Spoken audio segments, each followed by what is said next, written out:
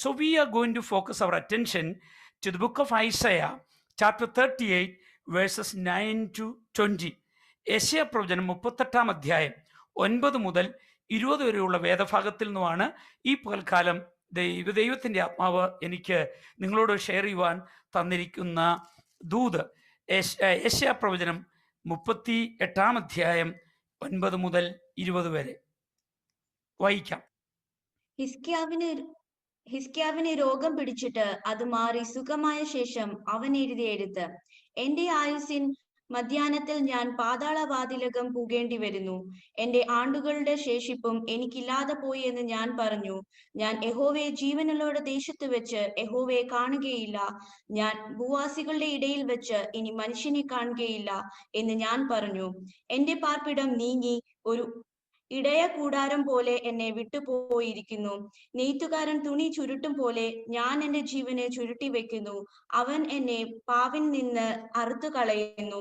ഒരു രാപ്പകൽ കഴിയും മുമ്പേ നീ എനിക്ക് അന്തം വരുത്തുന്നു. ഉഷസ് വരെ ഞാൻ എന്നെ തന്നെ അടക്കിക്കൊണ്ടിരുന്നു. അവനോ സിംഹം പോലെ എന്റെ അസ്ഥികളെ എല്ലാം തകർത്തു കളയുന്നു. ഒരു രാപ്പകൽ കഴിയും മുമ്പേ നീ എനിക്ക് അന്തം വരുത്തുന്നു. മീവൽ പക്ഷിയോ കൊക്കോ എന്ന പോലെ ഞാൻ ചിലച്ചു. ഞാൻ പ്രാവ് പോലെ കുറുകി എന്റെ കണ്ണ് ഉയരത്തിലേക്ക് നോക്കി ക്ഷീണിച്ചിരിക്കുന്നു. യഹോവയെ ഞാൻ ഞെരുങ്ങിയിരിക്കുന്നു. നീ എനിക്ക് ഇട നിൽക്കണമേ. ഞാൻ എന്തു പറയേണ്ടു? അവൻ എന്നോട് അരുളി ചെയ്തത് അവൻ തന്നെ നിവർത്തിച്ചുമിരിക്കുന്നു. എന്റെ മനോവസനം ഹേതുവായി ഞാൻ എന്റെ കാലമൊക്കെയും സാവധാനത്തോടെ നടക്കും. കർത്താവെ, അതിനാൽ മനുഷ്യർ ജീവിക്കുന്നു. എന്റെ ജീവനും കേവലം അതിലത്രേ. അങ്ങനെ നീ എന്നെ സൗഖ്യമാക്കി എന്റെ ജീവനെ രക്ഷിക്കും. സമാധാനത്തിനായി എനിക്ക് അത്യന്തം കൈപ്പായത് ഭവിച്ചു. എങ്കിലും നീ എന്റെ സകല പാപങ്ങളെയും നിന്റെ പിറകിൽ എറിഞ്ഞു കളഞ്ഞതുകൊണ്ട് എന്റെ പ്രാണനെ നാശകുഴിയിൽ നിന്ന് സ്നേഹത്തോടെ രക്ഷിച്ചിരിക്കുന്നു. പാതാളം നിന്നെ സ്തുതിക്കുന്നില്ല, മരണം നിന്നെ വാഴ്ത്തുന്നില്ല. കുഴിയിൽ ഇറങ്ങുന്നവർ നിന്റെ വിശ്വസ്തതയെ പ്രത്യാശിക്കുന്നുമില്ല. ഞാൻ ഇന്ന് ചെയ്യുന്നത് പോലെ ജീവനുള്ളവൻ മാത്രം നിന്നെ സ്തുതിക്കും. അപ്പൻ മക്കളോട് നിന്റെ വിശ്വസ്തതയെ അറിയിക്കും. യഹോവ എന്നെ രക്ഷിപ്പാൻ ഒരുങ്ങിയിരിക്കുന്നു. അതുകൊണ്ട് ഞങ്ങൾ ജീവപര്യന്തം യഹോവയുടെ ആലയത്തിൽ തന്ത്രനാദത്തോടെ എന്റെ ഗീതങ്ങളെ പാടും. കർത്താവിന് സ്തോത്രം. നമുക്ക് രണ്ട് രീതിയിൽ ജീവിതം നയിക്കാം. ഒന്ന്, നമുക്ക് കാഷ്വലായിട്ട് ജീവിതം നയിക്കാം എന്ന് പറഞ്ഞാൽ ഒന്നും കെയർ ചെയ്യാതെ ഒരു കെയർ ഫ്രീ ജീവിതം നയിക്കാം. രണ്ട്, അതല്ലെങ്കിൽ ഉത്തരവാദിത്വബോധത്തോടെ ജീവിതം നയിക്കാം. We can either live our life casually or live a life responsibly. That is a question. Then when we hear the death of a person, when we hear when we have maybe a health crisis, what is our response? ഞാൻ ഈ ദിവസങ്ങളിൽ സ്തോത്രം ചിന്തിക്കുമായിരുന്നു അതിനെക്കുറിച്ച്. ഇന്നലെ ദൈവത്തിനെ അതെന്ന് പറഞ്ഞു കഴിഞ്ഞപ്പോൾ ഇന്നലെ ഞാൻ കുറേ വേദഭാഗം ഇങ്ങനെ ചിന്തിക്കുമായിരുന്നു. കർത്താവിന് സ്തോത്രം. മരിച്ച് കഴിഞ്ഞപ്പോൾ അല്ലെങ്കിൽ ഒരു മരണത്തെക്കുറിച്ച് കേട്ടപ്പോൾ എങ്ങനെ സ്തോത്രം പ്രതികരിക്കുന്നു. ഫോർ എക്സാമ്പിൾ, നമുക്കറിയാം മോശ തൻ്റെ സഹോദരനായ അഹരോൻ മരിച്ചു കഴിഞ്ഞപ്പോൾ മോശയുടെ പ്രതികരണം, ആ പ്രതികരണം ഒരു പാട്ടാണ്. അത് 90-ാം സങ്കീർത്തനം. ആ 90-ാം സങ്കീർത്തനത്തിൽ 12-ാം വാക്യത്തിൽ മോശ ഇങ്ങനെ പറയുന്നു, കർത്താവിന് സ്തോത്രം, ഇങ്ങനെ പ്രാർത്ഥിക്കുന്നു: കർത്താവെ, എൻ്റെ സമയങ്ങളെ ദിവസങ്ങളെ എണ്ണുവാൻ എന്നെ പഠിപ്പിക്കണമേ. പ്രിയപ്പെട്ട വിശ്വാസികളെ, രണ്ട് ടൈപ്പിൽ നാം പ്രാർത്ഥിക്കണം. C, when we here about a death of a person, when we had a health crisis, I think we normally we pray. I think we normally pray in one way. We need to have two types of prayer in such occasion. The first one, we need to pray for the grieved family members, for the comfort of the family members. The second prayer should be the prayer of Moses: Lord, teach me what lesson I should learn from this. കർത്താവിന് സ്തോത്രം. അതായത് ഇങ്ങനെയുള്ള അവസരങ്ങളിൽ രണ്ട് പ്രാർത്ഥന നമ്മൾ പ്രാർത്ഥിക്കണം. ഒന്നാമത്തെ പ്രാർത്ഥന എന്തിനാണെന്നറിയാമോ? ദുഃഖത്തിലായിരിക്കുന്ന കുടുംബത്തിന് വേണ്ടി. ദൈവമേ, അവരെ ആശ്വസിപ്പിക്കണം, അവർക്ക് സമാധാനം കൊടുക്കണം, അവരെ ബലപ്പെടുത്തണം, അങ്ങയുടെ കൃപയിൽ പൊതിയണം. അത് ദുഃഖത്തിലായിരിക്കുന്ന പ്രിയപ്പെട്ടവർക്ക് വേണ്ടിയുള്ള പ്രാർത്ഥന, ഫസ്റ്റ് പ്രെയർ. രണ്ടാമത്തെ പ്രാർത്ഥന എന്ത് ചെയ്യുന്നത്? നമുക്ക് വേണ്ടി എന്താ പ്രാർത്ഥന? കർത്താവെ, ചാകാതെ സൂക്ഷിക്കണമെന്നല്ല. പിന്നെയോ നമ്മുടെ ദൈവവേദ പ്രാർത്ഥന: കർത്താവെ, ഇതിൽ നിന്നും ഞാൻ എന്തു പഠിക്കണം? ഞാനൊരു ശബ്ദം കേട്ടു.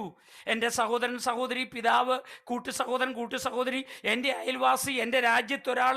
കർത്താവ്, ഇതിൽ നിന്ന് ഞാൻ എന്തു പഠിക്കുവാനാണ് നീ എന്നെ കേൾപ്പിച്ചത്? എൻ്റെ മുമ്പിൽ ഈ മരണം കൊണ്ടുവന്നത് ഞാൻ എന്തു പഠിക്കണം? Teach me. കർത്താവ്, എന്നെ പഠിപ്പിക്കണമേ. കർത്താവിന് സ്തോത്രം. എന്ത് പഠിപ്പിക്കണം? എൻ്റെ ജീവിതത്തിൽ എന്ത് ദൈവമേ നീ ആഗ്രഹിക്കുന്നത് ഞാൻ ക്രമീകരണം വരുത്തുവാൻ. So we need to pray that Lord comfort the grieved family who are in grief and pain. Second thing, Lord, help me to understand, give me the wisdom so that I may seek something what you expect me to learn from this. കർത്താവിന് സ്തോത്രം. Okay, ഇപ്പോൾ നമ്മൾ വായിച്ച വേദഭാഗം യെശയ്യാ പ്രവചനം 38-ാം അധ്യായത്തിൻ്റെ 9 മുതൽ എന്ന് പറയുന്നത് സ്തോത്രം ഹിസ്കിയ രാജാവിൻ്റെ സ്തോത്രം ജീവിതത്തിൽ മരണത്തിന് തക്ക ഒരു രോഗമുണ്ടായി. അതിനുശേഷം നടത്തുന്ന 32 1 വായിക്കേ. 38 വേഴ്സ് 1 ഒന്നാം വാക്യം ഒന്ന് വായിച്ചേ. ഒന്നാം വാക്യം വേഴ്സ് 1. ആ കാലത്ത് ഹിസ്കിയാവിന് മരിക്കത്തക്ക രോഗം പിടിച്ചു. ആമോസിന്റെ മകനായ യെശയ്യാ പ്രവാചകൻ അവന്റെ അടുക്കൽ വന്ന് അവനോട്, നിന്റെ ഗ്രഹകാര്യം ക്രമത്തിലാക്ക, നീ മരിച്ചു പോകും, സൗഖ്യമാകയില്ല എന്ന് യഹോവ അരുളി ചെയ്യുന്നു എന്ന് പറഞ്ഞു. മതി, താങ്ക് യു. ദൈവത്തിന്റെ ആത്മാവ് യെശയ്യാവിനോട് പറഞ്ഞത്, സ്തോത്രം, നീ ചെന്ന് ഹിസ്കിയാവിനോട് പറയുക, നീ നിന്റെ ലൈഫ് സ്പാൻ തീർന്നിരിക്കുക. അപ്പം നിന്റെ ഭൂമിയിലെ ജീവിതത്തിന് അറുതി വരാൻ പോകുന്നു. പക്ഷെ ഒരു കാര്യം നീ ചെയ്യണം. അതിനു മുമ്പേ നീ നിന്റെ ഗ്രഹകാര്യം ക്രമപ്പെടുത്തണം. അപ്പം ഈ ഗ്രഹകാര്യം ക്രമപ്പെടുത്തണം എന്ന് പറയുമ്പോൾ വേദപണ്ഡിതന്മാർ പറയുന്ന 3 മേഖലകളാണ്. 3 മേഖല. കാരണം ഇദ്ദേഹത്തെ കുറിച്ച് നമ്മൾ പറയുമ്പോൾ ഇദ്ദേഹം ഒരു നല്ല മനുഷ്യനാണെന്നല്ലേ. അദ്ദേഹത്തിന്റെ പ്രാർത്ഥന എന്തോ പറയുന്നത്? കർത്താവ് 3-ാം വാക്യത്തിൽ, നീ എന്നെ ഓർക്കണമേ, നിന്റെ മുമ്പാകെ വിശ്വസ്തയോടെ ഞാൻ നടന്നു. അപ്പം ഇദ്ദേഹം ദൈവമുമ്പാകെ ഒരു നല്ല മനുഷ്യനായിരുന്നു, വിശ്വസ്തയോടെ നടന്ന മനുഷ്യൻ. പക്ഷെ എന്നിട്ടും ശ്രദ്ധിക്കണമേ, ഇവിടെയാണ് പോയിന്റ്. ദൈവമുമ്പാകെ വിശ്വസ്തയോടെ നേരോടെ നടന്ന ഒരു മനുഷ്യൻ. അതിനെ ദൈവം ഒബ്ജക്റ്റും ചെയ്തില്ല, അല്ലെന്ന് പറഞ്ഞില്ല. കർത്താവിന് സ്തോത്രം. അവന്റെ പ്രാർത്ഥന ദൈവം കേട്ടു. പക്ഷെ എന്നിട്ടും ഗ്രഹകാര്യം ക്രമപ്പെടുത്താൻ പറഞ്ഞു. നമ്മുടെ വിചാരം എന്തെന്നറിയാമോ? ഒത്തിരിയും പേര് പ്രസംഗിക്കുന്ന കേട്ടിട്ടുണ്ട്, യെശയ്യാവിൻ്റെ ശരിയല്ലായിരുന്നു, അതുകൊണ്ടാണ് ക്രമപ്പെടുത്താൻ. നോ, അദ്ദേഹം ഒരു ഭക്തനായിരുന്നു, ദൈവത്തോട് ചേർന്ന് നടന്ന അതിൻ്റെ മുമ്പിലുള്ള അധ്യായങ്ങളൊക്കെ വായിച്ചറിയാം. പക്ഷെ എന്താണ് ഒന്ന്, തൻ്റെ സ്തോത്രം, തൻ്റെ ജീവിതമാകുന്ന ഗ്രഹം. 2, തൻ്റെ കുടുംബമാകുന്ന ഗ്രഹം. 3, ഇസ്രായേൽ സമൂഹം ആകുന്ന ജനം. കർത്താവിന് താൻ ഇസ്രായേലിന്റെ രാജാവാണ്. അപ്പോൾ ഒന്ന്, വീടാകുന്ന ഗ്രഹം, തൻ്റെ സ്വന്തം ജീവിതം, തൻ്റെ വ്യക്തിപരമായ ജീവിതമാകുന്ന ഗ്രഹം. തൻ്റെ കുടുംബം സ്വന്തം ഗ്രഹം. 2, തൻ്റെ സ്വന്തം സഭ. നമ്മുടെ ഭാഷയെ പറഞ്ഞാൽ നമ്മുടെ വ്യക്തിപരമായ ജീവിതം ക്രമപ്പെടുത്തണം. ക്രമം വേണ്ട എല്ലാ മേഖലകളും. എവിടെയെങ്കിലും ക്രമക്കേടുണ്ടെങ്കിൽ, അപ്പം ദൈവമായിട്ടുള്ള അദ്ദേഹത്തിന് ബന്ധം ശരിയാണെന്ന് എഴുതിയിട്ടുണ്ട്, വിശ്വസ്തയോട് നടന്നെഴുതിയിട്ടുണ്ട്, എങ്കിലും എവിടെയെങ്കിലും ക്രമക്കേടുകൾ ഉണ്ടാകാം, അത് ക്രമപ്പെടുത്തണം. 2, കുടുംബത്തിൽ ക്രമക്കേടുണ്ടെങ്കിൽ അത് ക്രമപ്പെടുത്തണം. 3, ദൈവ സ്വത്രത്തിന്റെ ഗ്രഹം, ഇസ്രായേൽ ഗ്രഹം. പ്രിയപ്പെട്ട വിശ്വാസികളെ, സഭയുള്ള ബന്ധത്തിൽ നമ്മുടെ ദൈവം തന്നിരിക്കുന്ന ദൈവത്തിന്റെ ഗ്രഹമാണ് സഭ. സഭയെക്കുറിച്ച് എഴുതിയിരിക്കുന്ന ദൈവത്തിന്റെ കുടുംബം, ദൈവത്തിന്റെ വീട്. അപ്പൊ ശ്രദ്ധിക്കുക, ദൈവത്തിന്റെ വീട്, ദൈവത്തിന്റെ കുടുംബത്തിൽ ഞാൻ നിമിത്തം ഒരു ക്രമക്കേട് വന്നാൽ ദൈവം അത് ക്ഷമിക്കത്തില്ല. ഞാനത് ക്രമപ്പെടുത്തുവാനുള്ള ഉത്തരവാദിത്വം അത് ലിബി ബ്രദറിനും ഷിബു ബ്രദറിനും അല്ല, അത് എൻ്റെ ഉത്തരവാദിത്വമാണ്. കർത്താവിന് സ്തോത്രം. Okay, so we need to understand that, we read there in first verse, God is asking him to set the house in order. God says that your time on this earth is going to be over, and so you need to set the house in order. So there we see that, what does it mean by set the house in order? What does it mean by house? So there we can see threefold meaning, 3 levels. The meaning of house. The first one is individual life. Second one, his family. And the third one, his spiritual house, the people of Israel.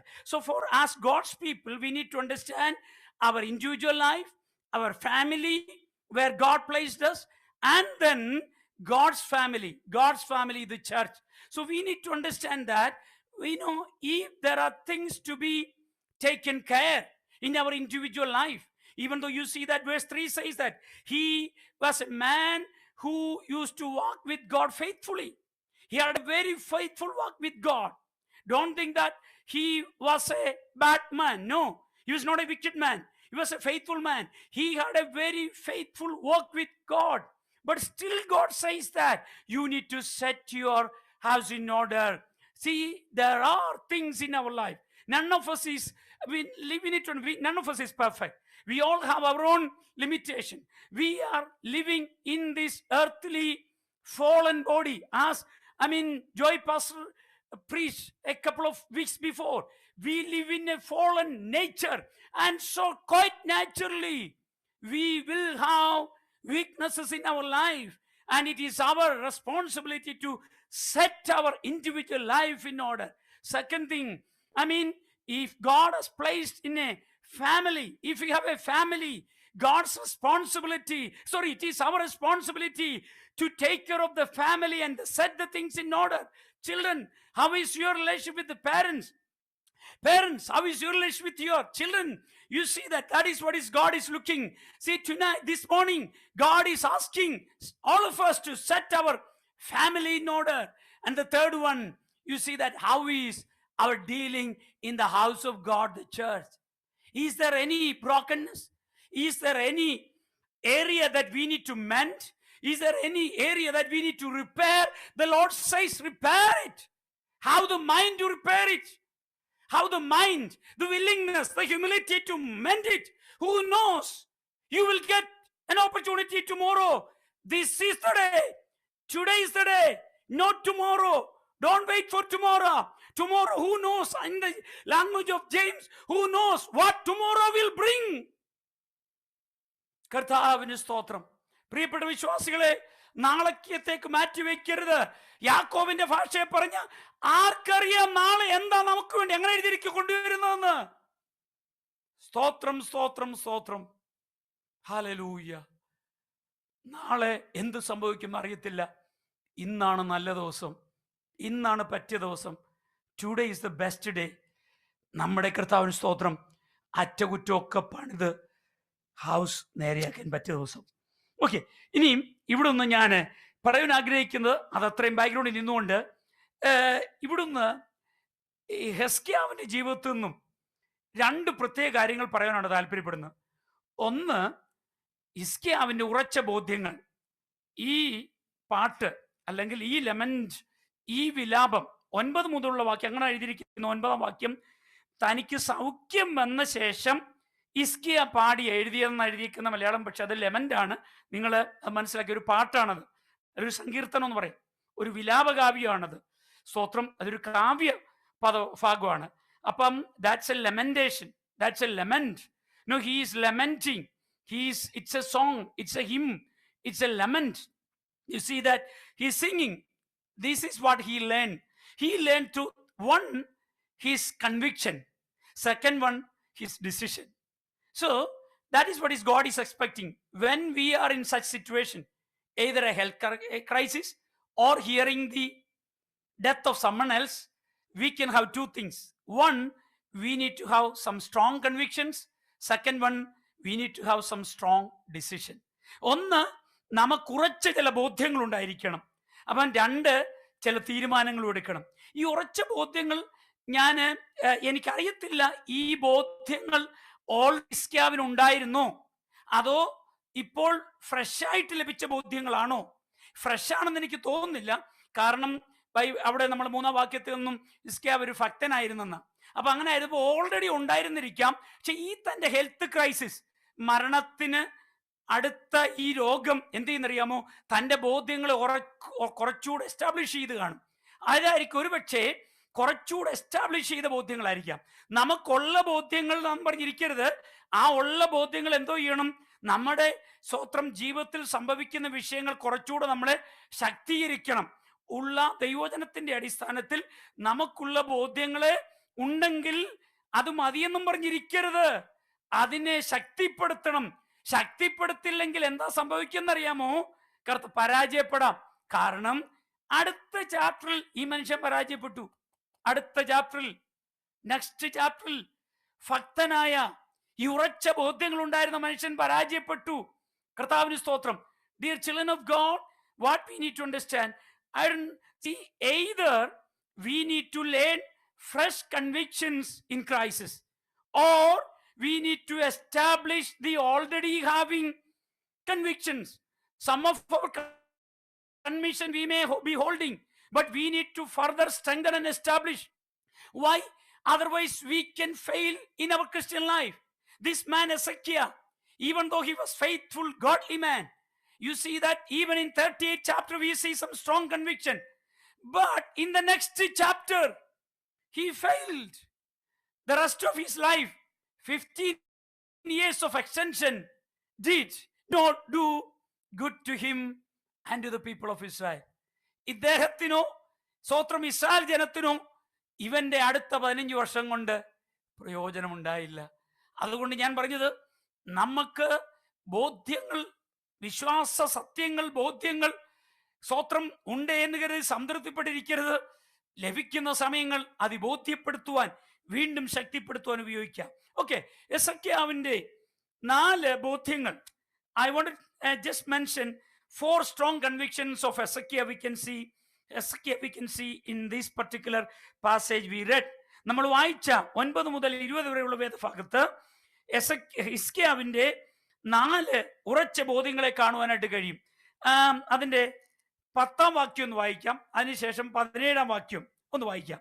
We'll read verse 10, then verse 17. എന്റെ ആയുസ്സിൻ മധ്യാഹ്നത്തിൽ ഞാൻ പാതാളവാതിലകം പോകേണ്ടി വരുന്നു. എന്റെ ആണ്ടുകളുടെ ശേഷിപ്പും എനിക്കില്ലാതെ പോയി എന്ന് ഞാൻ പറഞ്ഞു. സമാധാനത്തിനായി എനിക്ക് അത്യന്തം കൈപ്പായത് ഭവിച്ചു. എങ്കിലും നീ എന്റെ സകല പാപങ്ങളെയും നിന്റെ പിറകിൽ എറിഞ്ഞു കളഞ്ഞത് കൊണ്ട് എന്റെ പ്രാണനെ നാശക്കുഴിയിൽ നിന്ന് സ്നേഹത്തോടെ രക്ഷിച്ചിരിക്കുന്നു. Thank you. See, ഒന്നാമത്തെ കൺവിക്ഷൻ ഇതാണ്. The first conviction, Ezekiel says that, see, in simple way, God as the source of life. See, ദൈവമാണ് ജീവന്റെ സ്രോതസ്. ഇതാണ് തൻ്റെ ആദ്യത്തെ ഉറച്ച കൺവിക്ഷൻ. കാരണം അദ്ദേഹം പറയാണ്, ഞാൻ 10ാം വാക്യത്തിൽ, എൻ്റെ ആയുസിന്റെ മധ്യത്തിൽ ഞാൻ തീർന്നു പോകേണ്ടതാ. ആയുസിന്റെ മധ്യത്തിൽ തീർന്നു പോകേണ്ടതാ. മരണം ഇപ്പൊ എന്നെ പിടിക്കേണ്ടതാണ്.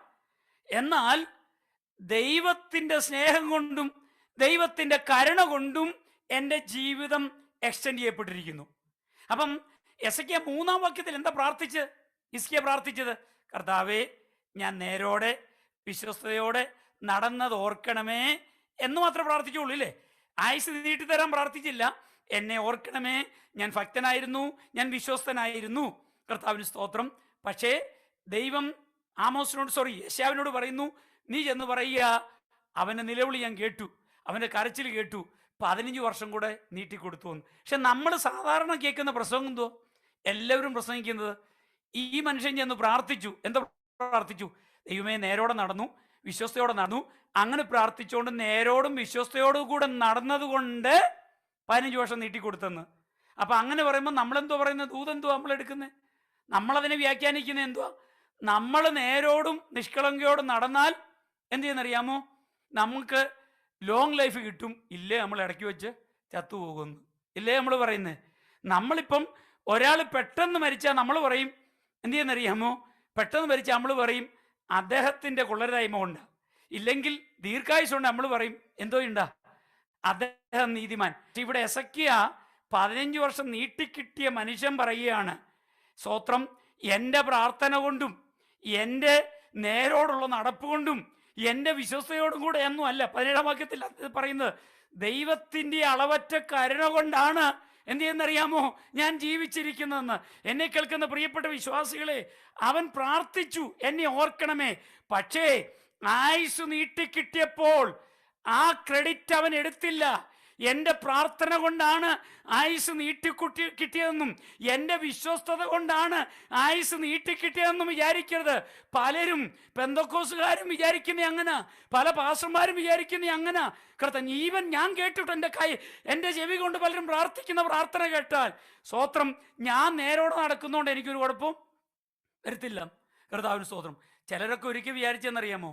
ഞാൻ വിചാരിക്കുന്നത്, പ്രിയപ്പെട്ട വിശ്വാസികളെ, നമുക്ക് വേദനയും ദുഃഖം എല്ലാം ഉണ്ട്, ഉള്ളിൽ കരയുന്നു, ഭാരപ്പെടുന്നു, എല്ലാം ഉണ്ട്. പക്ഷേ ഇത് ദൈവമക്കളായ നാം എല്ലാവരും, ഞാൻ ഈ ആഗോള സഭയെക്കുറിച്ചാണ് പറയുന്നത്, പഠിക്കാനൊക്കെ ആയിരിക്കാം ദൈവം ഈ അവസ്ഥയിലൂടെ. ഇല്ല, ദൈവം അറിയാതെയാണോ? ദൈവം അറിഞ്ഞതല്ല സംഭവിക്കുന്നത്. 15 വർഷം ആയുസ് കിട്ടിയ മനുഷ്യൻ നമ്മുടെ ഭാഷയിൽ എപ്പോഴാണ് നീട്ടിക്കിട്ടിയേ?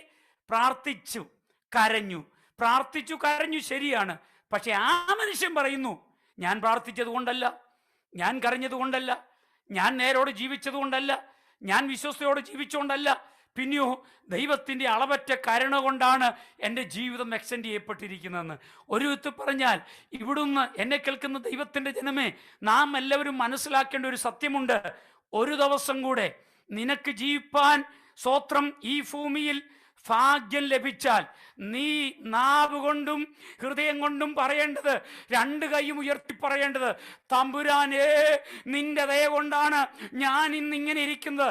ഞാൻ കൈയും കെട്ടി ചമഞ്ഞിരിക്കുകയാണ്, അല്ലെങ്കിൽ ഞാൻ സ്വത്രം കാലും കെട്ടി ചമഞ്ഞിരിക്കുകയാണ്, ഞാനല്ലേ കസേരയിരിക്കുന്നു, ഞാനല്ലേ വണ്ടി ഓടിക്കുന്നു, കർത്താവേ ഞാൻ മിടുക്കനായിട്ട് ജോലി ചെയ്യുന്നു. ദൈവമേ, ഇന്ന് പകലും കാണുവാൻ എനിക്ക് കാരണമായത് യേശുവേ അങ്ങയുടെ ദയയാണെന്നാണ് ഒരു ഭക്തൻ പറയേണ്ടത്. രാജാവ് പറയുകയാണ്, കർത്താവിന് സ്തോത്രം, ഞാൻ ആയുസോടെ ഇരിക്കുന്ന ദൈവത്തെ. അപ്പം പ്രിയപ്പെട്ട വിശ്വാസികളെ, എവറി മോർണിംഗ് നിങ്ങൾക്ക് പറ്റുമെങ്കിൽ രാവിലെ ഡ്യൂട്ടിക്ക് പോകുന്നതിന് മുമ്പേ, ചായ കുടിക്കുന്നതിന് മുമ്പേ, ചൂടുവെള്ളം കുടിക്കുന്നതിന് മുമ്പേ, ബാത്റൂമിൽ പോകുന്നതിന് മുമ്പേ കിടന്നുകൊണ്ടെങ്കിലും ഹൃദയത്തിന്റെ ആഴത്തിൽ നിന്ന് പറയുവാൻ കഴിയുന്നവനാണ് ഭക്തൻ. ഞാൻ കിടന്നുറങ്ങി, യഹോവയല്ലോ എന്നെ എഴുന്നേൽക്കുമാറാക്കുന്നത്. സങ്കീർത്തനക്കാരൻ ഭക്തൻ പറയുകയാണ്, ഞാനൊന്ന് ഉറങ്ങി ഇന്നലെ രാത്രി, പക്ഷെ ഞാൻ എഴുന്നേൽപ്പാൻ കാരണം, ഞാൻ കണ്ണു തുറക്കാൻ കാരണം, ഈ ഭൂമിയിൽ ഞാൻ കണ്ണുറന്നപ്പോൾ എന്റെ അടുത്ത് കിടക്കുന്ന ഭാര്യയെ കാണുവാൻ കഴിഞ്ഞതിന് കാരണം. പ്രിയപ്പെട്ട വിശ്വാസികളെ, ഞാൻ പറഞ്ഞത്, ദൈവം നമ്മളോട് കരുണ കാട്ടുന്നതുകൊണ്ട് നമ്മുടെ ആയുസ് ദീർഘമാക്കുന്നു. We need to understand, every child of God has to understand that God is the ultimate source of our life. And if you are able to live one more day on this earth, and if you are able to live one more hour in this earth, if I am able to complete this message without being taken up, you see that is God's mercy. We need to thank God wholeheartedly. കർത്താവിന് സ്തോത്രം ഹൃദയംഗമായി. You see, Hezekiah says that. See, Hezekiah is not giving the credit of his life to his prayer. He's not saying that I was leading a faithful life, that is why God extended my life for 15 years. He's not saying that I cried to the Lord because of my cry, because of my prayer, because of my faithful walk with the Lord, I have been extended with another 15 years of life. No. Hezekiah says that it is purely the love and mercy of God. Hallelujah. That is what he said. Child of God always has to confess, Lord, it is pure mercy. കർത്താവിന് സ്തോത്രം. നമ്മുടെ ജീവിതം ഇച്ചിരൂടൊക്കെ ക്രമപ്പെടുവാനുള്ളത് കൊണ്ട് ദൈവം കരുണ കാട്ടി നിർത്തിയിരിക്കുന്നു. ഗ്രഹകാരി ഇച്ചിരൂടെ ക്രമപ്പെടുത്താനുള്ളതുകൊണ്ട് ദൈവാത്മാവ് അതെന്നോട് പറയാൻ പറഞ്ഞു, എനിക്കറിയത്തില്ല. ദൈവത്തിൻ്റെ ആത്മാ പറഞ്ഞതുകൊണ്ട് വീണ്ടും വീണ്ടും പറയുന്നു, സഹോദരാ, നിന്റെ ഗ്രഹകാര്യം ഇച്ചിരൂടെ ക്രമപ്പെടുത്താനുള്ളത് കൊണ്ട്, പ്രിയ സഹോദരി, ഗ്രഹകാര്യം ഇച്ചിരൂടെ ക്രമപ്പെടുത്താനുള്ളത് കൊണ്ട് ദൈവം കരുണ കാട്ടി, ദൈവം സ്നേഹം കാണിച്ച് നമുക്ക് ആയുസ് ദീർഘമാക്കിയിരിക്കുന്നു, കാട്ടിയിരിക്കുന്നു. കർത്താവിന് സ്തോത്രം. Oh, see, don't think that short life is a judgment of God and a long life is a reward to our faithfulness to God. Never misinterpret in that way. ഒരിക്കലും തെറ്റിദ്ധരിക്കരുത്.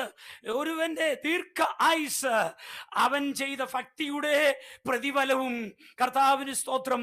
ഒരുവന്റെ കൊച്ചായുസ് ഉള്ളെങ്കിൽ അവന്റെ കയ്യിലിരിപ്പുകൊണ്ടുള്ള ദൈവത്തിന്റെ ന്യായവിധി ദൈവം അങ്ങനെ ആരെയും ന്യായവിധിക്കില്ല. കർത്താവിന് സ്തോത്രം.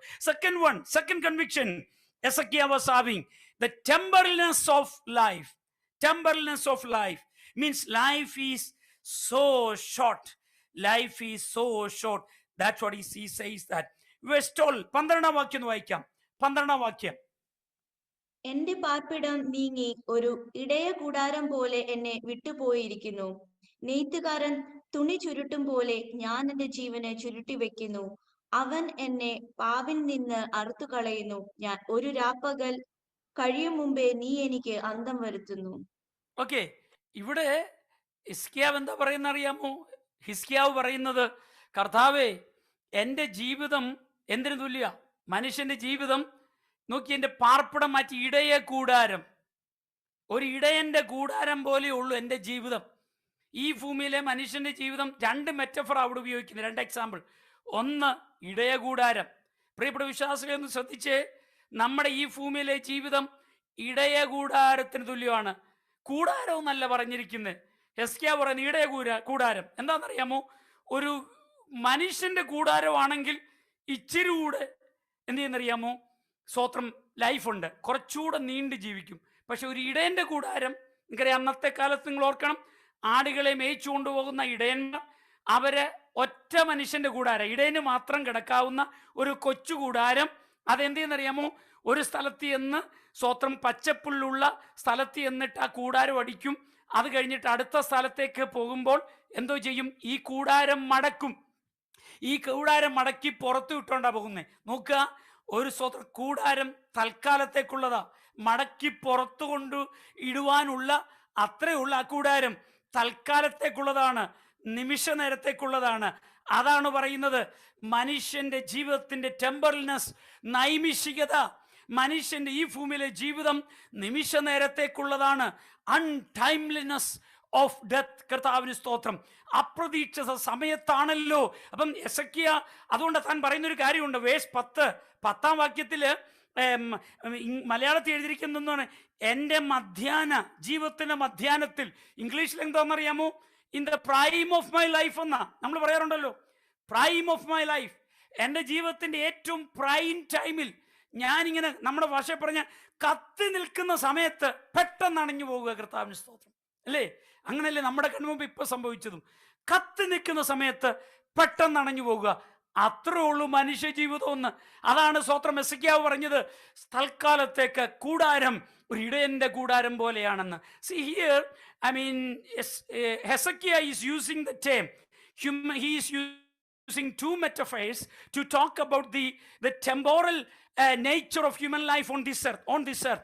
Our earthly life is so temporal. It is very temporary and it is only momentary. It is for a time being. And he is using the first example, shepherd's tent. Why shepherd's tent? It is not the normal dwelling place. It is not the normal dwelling place of a person. But in those days, a shepherd used to, pitch small tent. It is for himself, and because he has to move to take care of the sheep.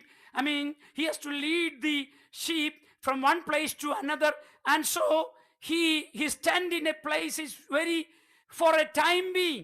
For a time being, in order to talk about the time beingness of the temporariness of human life, Hezekiah is using the word shepherd's tent. You see that? We think that my house is better than somebody else's house. My house is like a mansion, and I know your house is not that good. You may be living in rent house, and I may be living in purchase house. You may be living in a 2-story building, and somebody else may be living in a single-story building. And whatever it may be, your house may cost 500 or 1 million, or somebody else house may cost 100,000. Whatever it may be, we need to understand our life on this earth is temporary. We all need to live without any expectation. Death will not come to you with an appointment. മരണം നിന്റെ appointment എടുത്തല്ല വരുന്നത്. ഏത് നിമിഷവും കടന്നു വരാം, വീട്ടിൽ വരാം, ഹോസ്പിറ്റലിൽ വരാം, കാർ ഓടിക്കും വരാം. കർത്താവിന് സ്തോത്രം. പ്രിയപ്പെട്ട വിശ്വാസികളെ, നിങ്ങളെ ആരും ഭയപ്പെടുത്താൻ പറയല്ല, പക്ഷേ എനിക്കും നിങ്ങൾക്കും മനസ്സിലാക്കേണ്ട സത്യം, മരണം ഏത് നിമിഷവും വരാം. അതുകൊണ്ടാണ് പറയുന്നത്, ഇവിടുത്തെ ജീവിതം ഒരു ഷെപ്പേർഡ് ടെന്റിന് തുല്യമാണ്, ഒരു ഇടയ കൂടാരത്തിന് തുല്യമാണ്. ഇത് മാറേണ്ടി വരും. പെർമനന്റ് ആണെന്ന് വിചാരിക്കരുത്, ജോബ് പെർമനന്റ് ആണെന്ന് വിചാരിക്കരുത്, പൈസ പെർമനന്റ് ആണെന്ന് വിചാരിക്കരുത്. ബാങ്കിൽ ഇഷ്ടം പോലെ കാശ് കാണാം, അതൊക്കെ ശരിയായിരിക്കാം, നമുക്ക് അവിടെ എല്ലാം കാര്യങ്ങൾ കാണാം. ഇതൊന്നും നമ്മുടെ കൂടെ വരത്തില്ലെന്നേ, ഇതൊന്നും നമ്മുടെ കൂടെ വരികയില്ല. ഒന്നുമില്ലാത്തവനായി ഭൂമിയിൽ വന്നു, ഒന്നുമില്ലാത്തവനായി പോകും. ഒരുപക്ഷെ ഇട്ട ഷൂവും ധരിച്ച കണ്ണാടിയും വാങ്ങിച്ച സൂട്ടും ഒക്കെ, ഇഷ്ടപ്പെടുന്ന സൂട്ടും ഒക്കെ വല്ലവരും ഒക്കെ ധരിപ്പിച്ച് ആ ബോഡിയിൽ എടുത്തെന്നിരിക്കാം, പക്ഷെ കൂടെ വരികയില്ല അവിടെ. കർത്താവിന് സ്തോത്രം. ഈ പലകാലം ദൈവത്തിന്റെ ആത്മാവ് പറയുന്നു, എന്റെ നിങ്ങളുടെ ജീവിതത്തിന്റെ നൈമിഷികതയെ കുറിച്ച് ഓർത്തു ജീവിക്കണമെന്ന്. Lord, we worship you. We worship you, Jesus. Lord, we don't need to fear death because we have an eternal home. കർത്താവ് ഇന്ന് പലക്കാലം എന്നെ കേൾക്കുന്ന ആരെങ്കിലും അല്ല ഏതെങ്കിലും വിഷയത്തിൽ നിങ്ങൾ ഒരു പക്ഷെ നോക്കുമ്പോൾ മറ്റു പലർക്കുള്ളത് നിങ്ങൾക്കില്ലായിരിക്കാം. നിങ്ങളുടെ അപ്പൻ നിങ്ങൾക്ക് വേണ്ടി ഒന്നും കരുതി കാണത്തില്ല, നിങ്ങളുടെ അമ്മയൊന്നും കരുതി കാണത്തില്ല. മറ്റു പല അപ്പന്മാർക്കും കുഞ്ഞുങ്ങളെ കരുതി പോലെ എന്റെ കുഞ്ഞെ നിന്റെ അപ്പന് നിനക്ക് വേണ്ടി കരുതാനൊന്നുമില്ലായിരിക്കാം. ദൈവത്തിന്റെ ആത്മാവ് നിന്നോട് പറയുന്നു, ഹല്ലേലൂയ, സ്തോത്രം, ഇവിടെ ഉള്ളതെല്ലാം താൽക്കാലികമാണ്. അപ്പന്മാരെ എത്ര കൂട്ടിവെച്ചാലും എല്ലാം വിട്ടുപോയേ മതിയാവൂ. സ്തോത്രം. എന്നാൽ നീ ആത്മീയ സമ്പത്ത് കൂട്ടിവെക്കുവാൻ ദൈവാത്മാവിനോട് പറയുന്നു, ആത്മീയ സമ്പത്ത് കൂട്ടിവെച്ചാൽ ഇവിടങ്ങളുടെ തീരത്തില്ല, നിന്നോടൊപ്പം പറക്കും, നിനക്ക് മുമ്പേ പറക്കും. ഹല്ലേലൂയ. ഞാൻ പൂർണ്ണമായി അങ്ങനെ എഴുതിയിരിക്കുന്നത്. ബൈബിൾ ദൈവത്തിന്റെ വചനം പറയുന്നു, ഭക്തന്മാരുടെ നീതി പ്രവൃത്തി അവരോടൊപ്പം. സ്തോത്രം, സ്തോത്രം, സ്തോത്രം. അത് നിന്റെ കല്യാണ വസ്ത്രമായി രൂപാന്തരപ്പെടുമെന്ന്. ഭക്തന്മാർ നീതി പ്രവൃത്തി ചെയ്താൽ, ഭക്തിയോട് ജീവിച്ച് നന്മ ചെയ്താൽ ഒരു ഗുണമുണ്ട്. എന്തെന്നറിയാമോ? അത് ഇവിടം കൊണ്ട് തീരത്തില്ല, നിനക്ക് മുമ്പായിട്ടത് പോകും. അവിടെ ഇൻവെസ്റ്റ് ചെയ്തിട്ട് അവിടെ ഒരു ഇൻവെസ്റ്റ്മെന്റ് ആണ്. എന്നിട്ട് എന്ന് വെളിപ്പെടുമെന്നറിയാമോ? കുഞ്ഞാടിന്റെ കല്യാണ ദിവസം അത് നീതി പ്രവൃത്തികൾ വിശുദ്ധ വസ്ത്രമായി. അപ്പം എത്ര രൂപയുടെ അത്ര വിലപ്പെടുപ്പേ ഉള്ളൂ. പക്ഷേ കുഞ്ഞാടിന്റെ കല്യാണ ദിവസത്തിൽ മണവാട്ടി സഭ ധരിക്കുന്ന വസ്ത്രം എന്താണെന്നറിയാമോ? വെളിപ്പാട് പുസ്തകത്തിൽ വ്യക്തമായിട്ട് എഴുതിയിട്ടുണ്ട്, വിശുദ്ധന്മാരുടെ നീതി പ്രവൃത്തി. എന്നെ കേൾക്കുന്ന ദൈവത്തിന്റെ പൈതലേ, നീ കർത്താവിന്റെ നാമത്തിനു വേണ്ടി ചെയ്യുന്നതും, നീ കർത്താവിന് വേണ്ടി നാമത്തിനു വേണ്ടി സഹിക്കുന്നതും, നീ കർത്താവിന് വേണ്ടി അല്ലെങ്കിൽ ചെലവാക്കുന്നതും, നീ കർത്താവിന് വേണ്ടി ചെലവായി പോകുന്നതും, നിന്റെ ജീവിതം, നിന്റെ ആരോഗ്യം, നിന്റെ കഴിവ്, നിന്റെ സമയം, നിന്റെ സമ്പത്ത് ആത്മാർത്ഥതയോടെ കർത്താവിന് വേണ്ടി നീ സ്പെൻഡ് ചെയ്യുന്നത് എന്തായി മാറുമെന്നറിയാമോ? നിനക്കൊരു വിശുദ്ധ വസ്ത്രമായി, നിന്റെ കല്യാണ വസ്ത്രമായി അന്ന് മാറും. നിന്റെ കല്യാണ വസ്ത്രം തിളങ്ങുന്നതായി മാറും. ഇന്ന് അതുകൊണ്ട് എന്ത് ചെയ്യുന്നറിയാമോ? ആത്മീയ സമ്പത്ത് വർദ്ധിപ്പിക്കുക. Invest four eternity. Invest for eternity. If we invest for eternity, all our investment, all our good works, all our sincere works, all our sacrifices, you see, others may call you fool because they think that you are simply wasting your time for the church, and you are wasting time, money for the church, you are wasting money for missionary work, and you see that you look in some അങ്ങനെ ചിലർ വിചാരിക്കുക എന്നെ നോക്കി പഠിക്കുക, ഞാനൊന്നും ഇതിനൊന്നും. ഈ ഇടയ്ക്ക് ഒരാൾ പറഞ്ഞു, ഞാൻ ഇതിനൊന്നും ചുമ്മാ ചെലവാക്കത്തില്ല, ഞാൻ ഇൻവെസ്റ്റ് ചെയ്യേണ്ടടുത്ത് ഇൻവെസ്റ്റ് ചെയ്യും, ഞാൻ സ്വത്രം കീപ്പ് ചെയ്യേണ്ടടുത്ത് കീപ്പ് ചെയ്യും, അത് വെക്കേണ്ടടുത്തും ഞാൻ പോയ എൻ്റെ പിള്ളേരനുഭവിക്കുമെന്ന്. കർത്താവിന് സ്തോത്രം. ദൈവം പറയുന്നു, മണ്ടാ മൂടാ, നീ എത്ര മൂടൻ, നിന്റെ കൂടെ ഒരു ചെരുപ്പ് പോലും വരത്തില്ല, ഈ കണ്ണാടി പോലും വരത്തില്ല, ഈ ഉടുപ്പും വരത്തില്ല, ഞാൻ പറന്നു പോകും. കർത്താവിന് സ്തോത്രം. പിന്നെ എൻ്റെ ബോഡിയെ ധരിപ്പിക്കാൻ വല്ലതൊക്കെ ചെയ്തെന്നിരിക്കും, അത് അവിടെ ഉള്ളവർ ചെയ്തെങ്കിലായിട്ട് ചെയ്തില്ല. ഒരിക്കൽ ദൈവാത്മാവിനോട് പറഞ്ഞു, ഞാൻ ഫ്ലൈറ്റ് യാത്ര ചെയ്തുകൊണ്ടിരുന്നപ്പോഴാണ് ദൈവാത്മാവിനോട് ചോദിച്ചു, ഈ ഫ്ലൈറ്റിൽ ക്രാഷ് ചെയ്താൽ, ഈ ഫ്ലൈറ്റ് ക്രാഷായി ആകാശത്ത് തീ പിടിച്ചാൽ എന്തുവോ? നീ ഒരുപടി ചാരം, ആരും കാണത്തുപോലും ഇല്ലെന്നോ. അപ്പോൾ അന്ന് ആ ഒരു ചിന്ത വന്നു കഴിഞ്ഞപ്പോൾ ഞാൻ ദൈവമേ, എത്ര ഭക്തന്മാരങ്ങനെ മരിച്ചിട്ടില്ലേ? 1-ാം നൂറ്റാണ്ടിലെ ഭക്തന്മാരെങ്ങനെ മരിച്ചേ? പലരും ആർക്കെങ്കിലും അടക്കം കിട്ടിയോ സഹോദരങ്ങളെ? ഭക്തന്മാർക്ക്, യേശുവിൻ്റെ ശിഷ്യന്മാർക്കിൽ എത്ര പേർക്ക് അടക്കം കിട്ടി? 1-ാം നൂറ്റാണ്ടിലെ ഭക്തന്മാർ മൃഗങ്ങൾക്കിരയായി, മൃഗങ്ങളുടെ വയറ്റിൽ പോയിട്ട് അവിടുന്ന് മൃഗങ്ങളുടെ വേസ്റ്റായിട്ട് മാറി. നിങ്ങൾ ഓർത്തു നോക്കി, അതാരെ 1-ാം നൂറ്റാണ്ടിൽ കർത്താവിന് വേണ്ടി മരിച്ച ഭക്തന്മാർ. അപ്പോഴാണ് ഞാൻ മിസ്റ്റർ ഏതാണ്ടാന്ന് പറഞ്ഞ് നിൽക്കുന്നത്. കർത്താവിന് വേണ്ടി അവസാന തുള്ളി രക്തം വരാൻ ക്രൂര മൃഗങ്ങൾക്ക് ഇരയാകുവാൻ ഏൽപ്പിച്ചു കൊടുത്ത എറിയപ്പെട്ട ഭക്തന്മാർ. കേവലം ഒരു പിടി ചാമ്പല എത്ര പേരെ കൊന്നു അല്ലേ? എത്ര പേരെ തീ വെച്ച് ചുട്ടുകളഞ്ഞു. എവിടെ അടക്കം? അന്ന് ഞാൻ തീരുമാനിച്ചു, കർത്താവേ, അതുകൊണ്ട് all such decides I just through it away. പട്ടി കടിച്ചെങ്കിൽ പട്ടി കടിച്ച്, സിംഹം കടിച്ചെങ്കിൽ സിംഹം കടിച്ച്, സൂചിയുടെ വിരോധികൾ കുത്തിയും കുത്തി, കത്തിച്ചെങ്കിൽ കത്തിച്ചു, ഹാർട്ട് അറ്റാക്കെങ്കിൽ ഹാർട്ട് അറ്റാക്ക്, കൊറോണ എങ്കിൽ കൊറോണ. ഇതൊന്നും അല്ലെന്ന വിഷയം. അതിനുവേണ്ടി ഒരുങ്ങുക. ഫ്ലൈറ്റ് വെച്ച് വിളിച്ചാലും, കൊറോണ വന്ന് വിളിച്ചാലും, ക്യാൻസർ വന്ന് വിളിച്ചാലും, തമ്പുരാൻ്റെ പെർഫെക്റ്റ് വിൽ, നിൻ്റെ പെർഫെക്റ്റ് വിൽ ഏതാണോ അതിന് കർത്താവ് അതിന് ഒരു നിമിഷം പോലും ഒരിക്കൽ കൂടെ ഉണ്ടായി. ഞാൻ ദൈവത്തോട് I am not joking, I am trying to, I am not perfect, I am nowhere near to that, I am nowhere near, I am preparing my life. ഓരോ വിഷയങ്ങൾ കേൾക്കുമ്പോഴും ഐ എം പ്രിപ്പയറിങ്. നമ്മുടെ വലിയ സ്വപ്നവും മനക്കേട്ടയും ഒന്നും വെച്ചിട്ട് കാര്യമില്ല. നമ്മൾ എവിടെ മരിക്കുമെന്നും എങ്ങനെ മരിക്കുമെന്നൊന്നും പറയാൻ പറ്റത്തില്ല. രണ്ട് കാര്യത്തിനു വേണ്ടി ഒരുങ്ങുക. കർത്താവ് മരിക്കാൻ വിളിച്ചാൽ മോനെ ഇങ്ങ് കയറി വരാ, നിന്റെ പ്രവൃത്തി നീ സ്വസ്ഥ പ്രാപിക്കാൻ വിളിച്ചാൽ റെഡിയാകുക.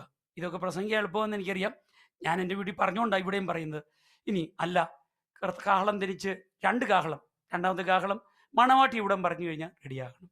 അല്ലാതെ കർത്താവിന് സ്വന്തം ഇതുവരെയും ചെയ്തില്ലെങ്കിലും ചെയ്യാനുള്ളതൊക്കെ ചെയ്യുക. ക്ഷമിക്കാനുള്ളവർ ക്ഷമിക്കുക, പൊറുക്കാനുള്ളവർ പൊറുക്കുക, സ്നേഹിക്കാനുള്ളവർ സ്നേഹിക്കാൻ പറ്റിയില്ല, കുഴപ്പമില്ല, ഇനി സ്നേഹിച്ചു തുടങ്ങുക. ഒന്നും കർത്താവിൻ്റെ വിലയ്ക്ക് കൊടുക്കാൻ പറ്റില്ല, സാരമില്ല, ഇനിയുണ്ട് സമയം. കർത്താവിന് സ്വന്തം ദൈവകരങ്ങളിലിരിക്കുന്നു നമ്മുടെ ആയുസ്സും ആരോഗ്യവും. കർത്താവ് നമ്മൾ നിശ്ചയിച്ചിട്ടുണ്ട്. കർത്താവ് നിശ്ചയിച്ച സമയത്ത് പോകാൻ ഏൽപ്പിച്ചു കൊടുക്കുക. ഈ വലിച്ചു ഇടപെടൊന്നുമില്ല. ഞാൻ ഇപ്പം പണ്ട് ചെയ്ത് കേട്ടോ, പണ്ട് ഞാൻ പറയും, ഇപ്പം ഞാൻ ആർക്കു വേണ്ടി വലിച്ചു ഇടപെടാൻ പ്രാർത്ഥിക്കത്തില്ല. ദൈവത്തിൻ്റെ ഒരു പെർഫെക്റ്റ് വില്ലിന് വേണ്ടി ഏൽപ്പിച്ചു കൊടുക്കുകയാണ് ഏറ്റവും നല്ലത്. ഇപ്പം ഞാൻ എസക്കിയാവിൻ്റെ പഠിച്ചപ്പോഴും 15 വർഷം നീട്ടപ്പെട്ട ഇന്ന് രാവിലെ ഞാൻ വായിക്കുമായിരുന്നപ്പോൾ എനിക്ക് സങ്കടം. ഇന്ന് രാവിലെ ഞാൻ പ്രാർത്ഥിച്ചു, കർത്താവേ എസക്കിയാവിനെ പോലെ ഒരു വിഷയം വന്നാലും നീട്ടപ്പെടുവാൻ പ്രാർത്ഥിപ്പാൻ അനുവദിക്കരുത്. കാരണം അത് എക്സ്റ്റെൻഡ് ചെയ്തത് ഒരു ദുരന്തമായിട്ട് മാറി ഇസ്രായേലിനും ആ തലമുറയ്ക്ക് പോലും. പിന്നീട് ഞാൻ വിവരിച്ചു കഴിഞ്ഞു. അതുകൊണ്ട് ഒരു നിമിഷം തലകളെ ഉണക്കാം, നമുക്ക് ദൈവത്തോട് പ്രാർത്ഥിക്കാം. ദ ടെമ്പററിനെസ് ഓഫ് ലൈഫ്, ജീവിതത്തിൻ്റെ നൈമിഷികത. Any time the call can come, but we need to be ready. Where we die doesn't matter. How we die doesn't matter. Who will bury us doesn't matter. Who will do the funeral service doesn't matter. What matters the most is prepare our life in such a way that when God calls us, we need to be there in His presence, enjoying the blissful presence of God in heaven. നമ്മെ ദൈവം എങ്ങനെ മരിക്കുന്നുള്ളതല്ല വിഷയം, എപ്പം മരിക്കുന്നുള്ളതല്ല വിഷയം. ഗ്രഹകാര്യമൊക്കെ ക്രമപ്പെടുത്തിയോ? കർത്താവ് എപ്പോൾ വിളിച്ചാലും പോകാൻ റെഡിയാണോ? റെഡിയായാൽ, ഇവിടം വിട്ടാൽ, ഇവിടുന്ന് പറന്നാൽ നേരെ എത്തുന്ന ഇവിടേക്ക്, സ്വർഗത്തിൽ ദൈവത്തിൻ്റെ സന്നിധിയിലേക്കോ അതോ യാതനാസ്ഥലത്തേക്കോ? ഈ ഒരു ചോദ്യം നാം എല്ലാവരും ഭരിക്കുവാൻ, ജീവിതത്തിൻ്റെ നൈമിഷികത നമ്മുടെ ജീവിതങ്ങളെ അല്പം കൂടി ഒരുക്കുവാൻ പരിശുദ്ധാത്മാവ് കൃപ ചെയ്യട്ടെ എന്ന് പ്രാർത്ഥിക്കുന്നുണ്ട്. വാക്കുകൾ നിർത്തുന്നു. കർത്താവേ സഹായിക്കട്ടെ.